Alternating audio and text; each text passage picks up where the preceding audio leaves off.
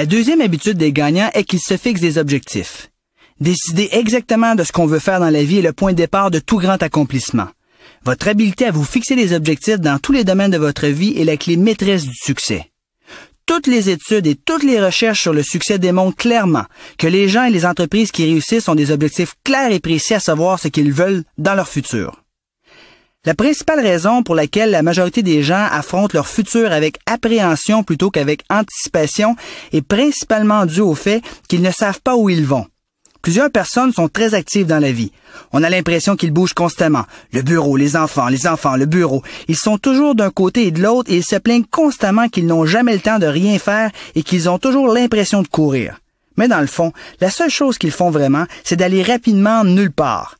Leur problème n'est pas un problème de temps. C'est plutôt un problème de direction. Il y a une citation à cet égard que j'aime beaucoup qui dit « Le chemin vers quelque part mène toujours à une ville nommée nulle part ». La plupart des gens arrivent à leur retraite pauvre. Selon les statistiques, parmi les gens qui travaillent toute leur vie et qui se rendent jusqu'à l'âge de 65 ans, une seule sera riche. 4 seront financièrement indépendants.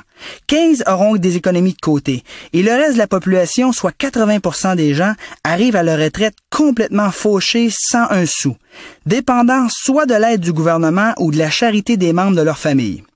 Je vous pose une question. Est-ce que ces gens ont planifié d'être pauvres à leur retraite? Évidemment que non. Personne ne planifie d'être pauvre. Mais on peut affirmer qu'ils ont manqué de planifier par contre. La règle à ce sujet est fort simple. Ne pas planifier, c'est planifier son échec.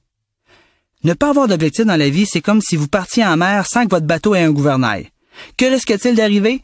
Vous allez vous faire balloter par les vagues, vous allez tourner en rond, vous n'arriverez jamais à votre destination et vous risquez fort de vous échouer sur les récifs écoulés. C'est la même chose pour votre vie. Vous avez beau avoir le plus beau bateau du monde, mais sans gouvernail, vous êtes condamné à rester au quai toute votre vie. Vous avez beau avoir le plus grand potentiel de réussite au monde, sans objectif, vous êtes condamné à échouer. En tant que capitaine de bateau, vous avez besoin d'un bon gouvernail pour vous rendre à destination. De la même façon, en tant que capitaine de votre vie, vous avez besoin d'objectifs majeurs à savoir où vous vous dirigez. Car si vous ne menez pas votre vie, quelqu'un d'autre, quelque part, va le faire pour vous. Et ce qu'il ou elle décidera ne vous plairait pas nécessairement. En fait, dans la vie, il y a 2 types de personnes. Il y a ceux qui ont des projets et il y a ceux qui sont l'objet du projet des autres. Avoir des objectifs et des projets à réaliser, c'est prendre le contrôle de votre bateau, c'est prendre le contrôle de votre vie. Selon les statistiques, 97% de la population n'ont pas d'objectif écrit. C'est énorme.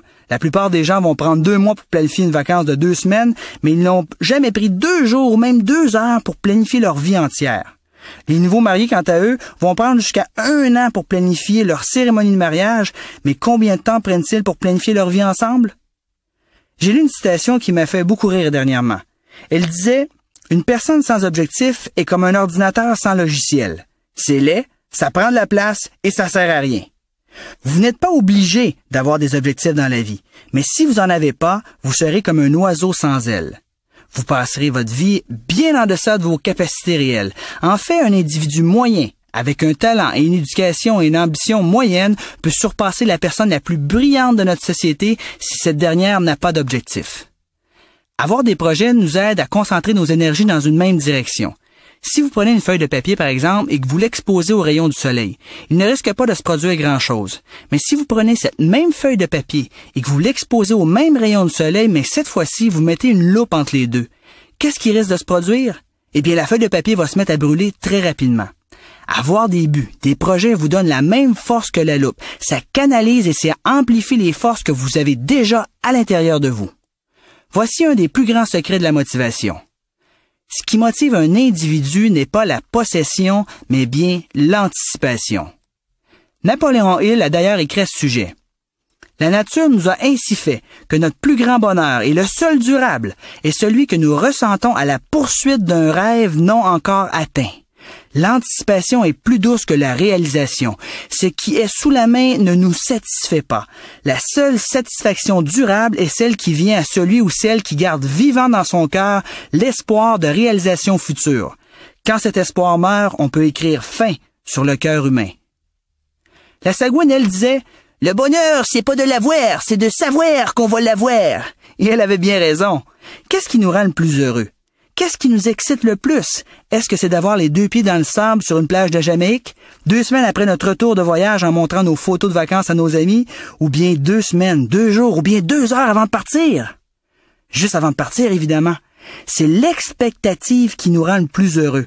Vous est-il déjà arrivé de rêver à un moment particulier pendant des mois et finalement, quand vous l'avez vécu, vous vous êtes dit « Ah, c'est juste ça? » Le pendant était peut-être très bien, mais l'avant était encore bien meilleur, plus excitant. Le bonheur présume donc qu'on doit toujours avoir des objectifs, des buts, des projets à réaliser afin de toujours garder ce sentiment d'expectative vivant à l'intérieur de nous. Il est donc important de réviser vos objectifs périodiquement, de préférence à tous les mois. Dès que vous accomplirez un objectif sur votre liste, empressez-vous aussitôt de le remplacer par un autre. Vos objectifs sont comme le moteur de votre voiture. Ils vous propulsent en avant. Prenez le mot motivation et scindez-le en 2. Vous trouverez alors 2 mots, le mot motif et le mot action. La motivation suggère donc que ça vous prend des motifs pour passer à l'action. Et un motif, c'est tout simplement un objectif, un but ou un projet. Sans objectif, il est impossible d'être motivé. Il existe principalement 3 types de motivation. La première motivation est la motivation de survie. Par exemple, manger, se loger ou se protéger contre un agresseur éventuel. Le deuxième type de motivation, c'est la motivation extrinsèque, c'est-à-dire qui vient de l'extérieur, comme la menace d'une punition éventuelle ou une récompense. Si vous préférez, c'est la technique de la carotte et du bâton. Cette forme de motivation fonctionne, mais elle n'est pas permanente, mais seulement temporaire. Et finalement, le 3e type de motivation est la motivation intrinsèque, celle qui vient de l'intérieur, à savoir ses buts, ses projets, ses rêves.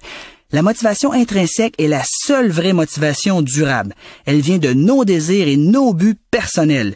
Et ces buts et ces désirs sont différents de chacun d'entre nous. Personne ne peut vraiment motiver une autre personne de façon permanente. Un conférencier est une source de motivation extérieure qui ne dure pas très longtemps, à moins d'aller le voir ou d'écouter ses conférences à toutes les semaines. Par contre, s'il aide ses participants à identifier leur propre motif d'action, ces derniers seront alors motivés de l'intérieur et cette motivation-là sera durable. Pour terminer cette section sur les objectifs, rappelez-vous que la vie nous donne exactement ce que nous lui demandons. Mais encore faut-il commencer par lui demander exactement ce que nous voulons. Faites comme les gagnants et fixez-vous également des objectifs à savoir ce que vous désirez être, faire et avoir dans la vie.